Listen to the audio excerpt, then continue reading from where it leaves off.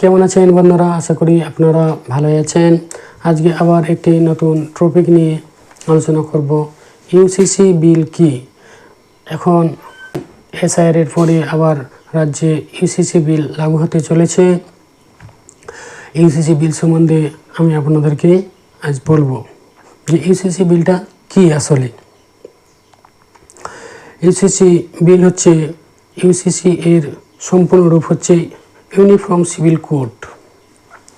সহজ ভাষায় বিষয়ে তালাক, সম্পত্তি ভাগ, উত্তরাধিকার, দত্তক নেওয়ার মতো বিষয় সব ধর্মের মানুষের জন্য এক আইন করার প্রস্তাবকে ইউসিসি বলা হয়।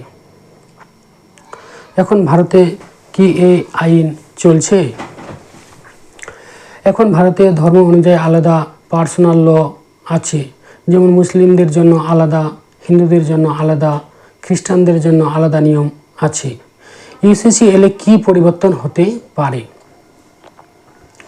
ইউসিসি এলে বিয়ে এক নিয়ম হতে পারে, তালাক একই আইনে হতে পারে, সম্পত্তির ভাগ ছেলে মেয়ে সমান অধিকার নিয়ে নতুন নিয়ম আসতে পারে, দত্তক নেওয়া সবার জন্য একই নিয়ম হতে পারে।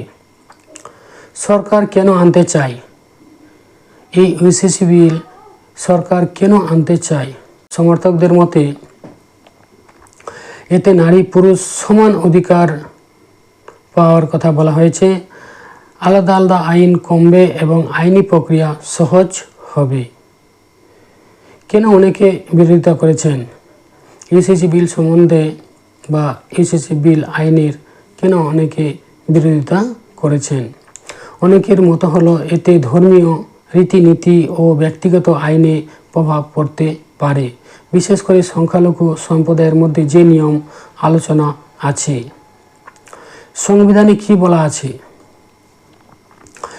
ভারতের সংবিধানে আর্টিকেল 44-এ ইউনিফর্ম সিভিল কোড নিয়ে উল্লেখ আছে, যেখানে সরকারের ভবিষ্যতে সবার জন্য এক সিভিল আইন আনার চেষ্টা করতে পারে বলা হয়েছে। এখন কি পুরো ভারতে চালু আছে? এখনও পুরো ভারতে ইউসিসি চালু হয়নি।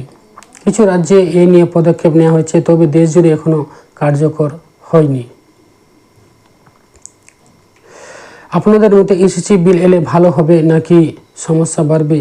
নিচে কমেন্টে নিজের মতামত জানান। ভিডিও ভালো লাগলে লাইক, শেয়ার ও সাবস্ক্রাইব করতে ভুলবেন না।